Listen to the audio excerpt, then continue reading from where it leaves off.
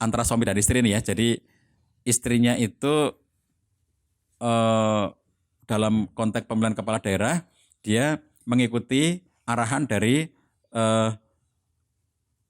lembaga yang diikutinya, milih ini gitu. Sementara suaminya itu memilih, oh aku pilih yang menang saja.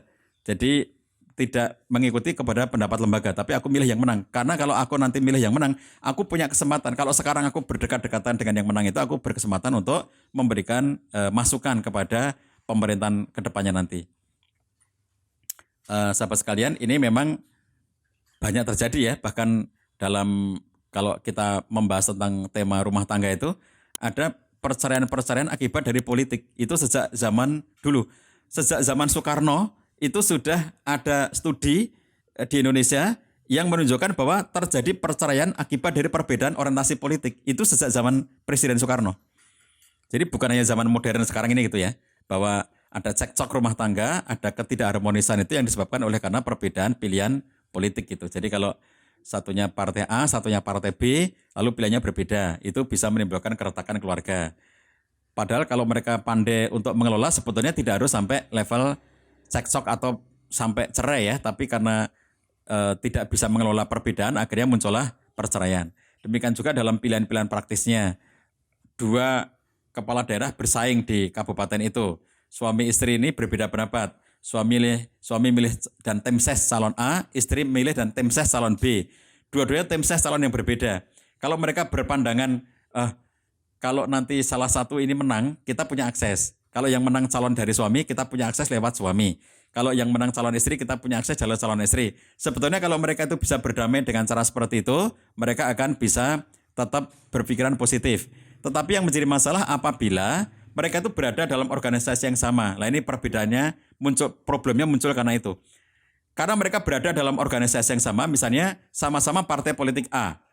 Si suami dari partai politik A, si istri dari partai politik A. Partai politik A sudah memutuskan untuk pilkada ini memilih ini dukungan kita. Ternyata istrinya mengikuti pendapat partai, suaminya memilih pendapat yang berbeda. Nah, problem terjadi pada memilih pendapat yang tidak sesuai dengan keputusan organisasi. Di sini letak perbedaannya ya.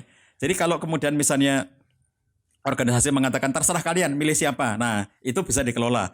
Tapi kalau organisasi memutuskan pilih yang ini karena ini dukungan kita, maka kemudian mestinya sikap yang tepat adalah mengikuti pilihan organisasi, bukan mengikuti pendapat pribadi gitu ya. Nah jadi problem terjadi karena tidak menepati keputusan organisasi. Tapi kalau kita berbicara dalam konteks umum ya, misalnya masyarakat yang tidak terikat oleh organisasi, lalu kemudian mereka itu berada dalam pilihan-pilihan yang berbeda, maka sepanjang mereka bisa bertoleransi, maka yaitu urusan-urusan rumah tangga pada umumnya. Tapi kalau kita bicara dalam konteks perspektif lembaga dakwah, lalu ada yang mengikuti atau mentaati hasil musyawarah untuk pemilihan itu milih siapa dari yang telah ditentukan, satunya lagi nggak mau mengikuti itu, lah di sini problemnya terjadi pada ketidaktaatan kepada hasil musyawarah. Di situ letak problemnya ya. Jadi bukan problem suami istri sebetulnya, tapi problem ketidaktaatan kepada hasil musyawarah lembaga. Itu karena mereka sama-sama aktif di lembaga yang sama itu. Kecuali kalau aktifnya dari awal memang lembaga berbeda. Lembaga memutuskan, lembaga A diikuti suaminya memutuskan pilihan A. Lembaga B diikuti oleh istri memutuskan pilihan kepada B. Nah, jadi kan ini sesuatu yang memang dari awalnya berbeda gitu ya. Tapi kalau mereka di lembaga yang sama, ya mestinya mereka bisa lebih memilih mengikuti pendapat organisasi dibandingkan dengan pendapat pribadi. Karena itulah konsekuensi berorganisasi. Kalau pengennya itu pendapat pribadi terus ya memang tidak cocok berorganisasi.